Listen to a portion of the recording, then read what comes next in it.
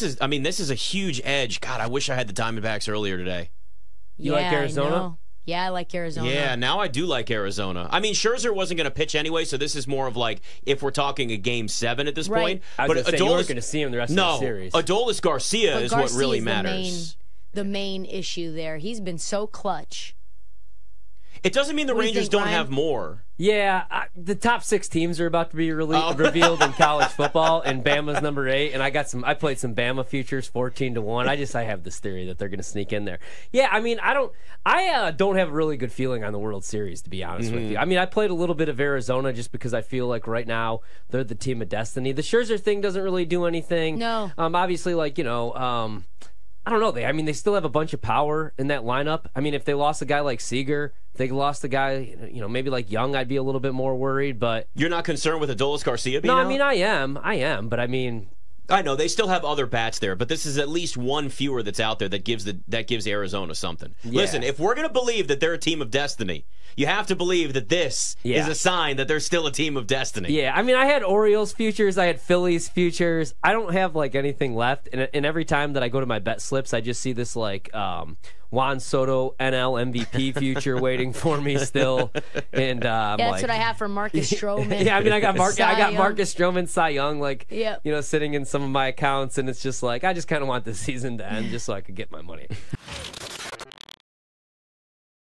I think that this, in the end, for Daryl Morey, it's not bad. It's not going to make the team better right now, but it gives him a chance this offseason to at least get into a spot where you can go star hunting, which apparently that's what he wants to do. Yeah, and maybe you can, I don't know, I said this earlier on one of my hits with, I think maybe Buffalo, is you look at it and it kind of is like one of those magic eye photos where you look at it and you squint real hard and it's the man with the hat. Yeah. And then you squint even more and it's the woman, the old woman's chin. Do you know what I mean? Yeah. That's how I feel about who won this trade. You squint really hard and you're like, wow, Clippers get PJ Tucker?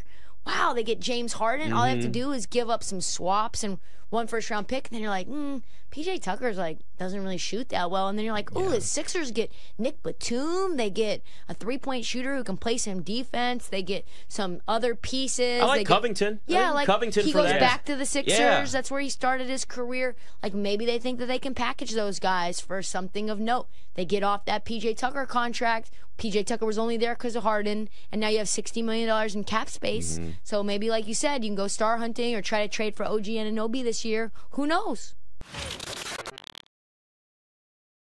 With the Clippers specifically, there's a chance maybe now they could extend PG or Kawhi, and if you give up this much draft equity when you have so little to begin with, I think that you can kind of bet that a majority of these 3 guys will be back next year, but just depending on how the rest of the season goes, how the playoffs shake out, they're heading for an incredibly interesting offseason, even if you think that they have to keep these guys with the new arena opening. And just with the Sixers, I would agree with you. I think a lot of people assume they're just going to turn around, try and move those assets immediately. If another star becomes available that makes sense as a fit, I know Zach LaVine, Pascal Siakam get thrown around out there, but I think they could try to wait for someone bigger, maybe a more marquee name, and they'll have a little bit more assets available to them this summer, as you mentioned, with their cap space and also their own 2024 draft pick. And so this feels very much like not a gap year for them, but it does feel like they have both eyes directed towards this offseason. How should we view Russell Westbrook's role now? Because he was starting, had 19 points actually against the Spurs. He's one of the most efficient players in the league so far this year. Kind of a great start for him, but we know he and Harden don't play well in the sandbox together. When one has the ball, the other one's just kind of floating around doing nothing. Yeah, look, it's a huge question. I think Russ has done a really good job this year of trying to fit into the larger context. About half his shots have come off assists this year, which is just something we've never seen. He's slashing a little bit more, and so there is that aspect of his role that can remain. At the same time, now you're eating into his touches even more with the addition of James Harden, who, despite kind of adjusting a little bit off of Joel Embiid last year as more of a spot-up shooter at times, this is one of the most ball-dominant players in NBA history. And so I think the Clippers honestly make this move without regard for Russ. He's just making so little, and he's not on Harden's level at the moment, that if things don't work out, you move Russell Westbrook to the bench. You take him out of prospective closing units. Maybe you even look at moving on from him entirely, but it's something that, at least in the first initial few weeks when they're trying to figure out what they have in everybody, that's something you have to look at incredibly closely because it's arguably a harder fit than putting Harden next to PG and or Kawhi. What are your thoughts on what we've seen from Wemby so far? Every time I watch him, I just come away absolutely floored. There's just nothing it feels like he literally can't do, and he just isn't even polished on the offensive end yet. So once he has sort of his self-creation down, it just might be curtains. This is a generational type talent in so many different ways. A real way for them to get better. This is a team that needs real playmaking, and it needs a stronger point guard, in my opinion, who can be more of a shot creator for himself.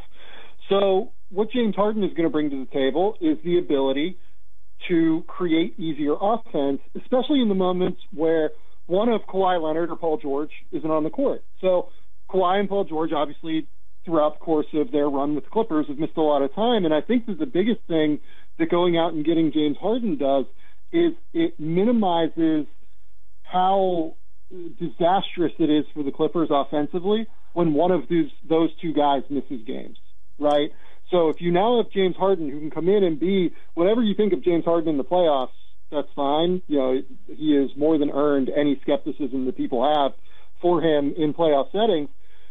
It's a guy that can come in and be a 20-point, 10-assist guy. We just saw him do it last year in Philadelphia, and be a high-level playmaker and distributor who lifts their offense in the moments where Paul George and Kawhi Leonard are out of the lineup, and hopefully getting James Harden allows you to keep them out of the lineup a little bit more often and hopefully get them to the playoffs healthy and at their best peak physical condition.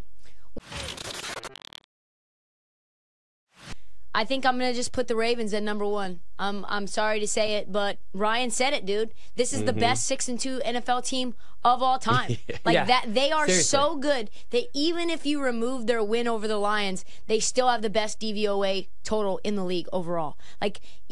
On top of that, they were 1 second-round pick away from getting Josh Jacobs, which would have been absolute madness for the rest of the league. The offense is clicking. We now see what Todd Monken has in store. Lamar, yes, they didn't look great against the Cardinals, but Cardinals are a team where you kind of take your foot off the gas. When they play good teams, they've been really good. Their defense is elite, and I think they're only going to get better. I think this is the scariest NFL team in the league.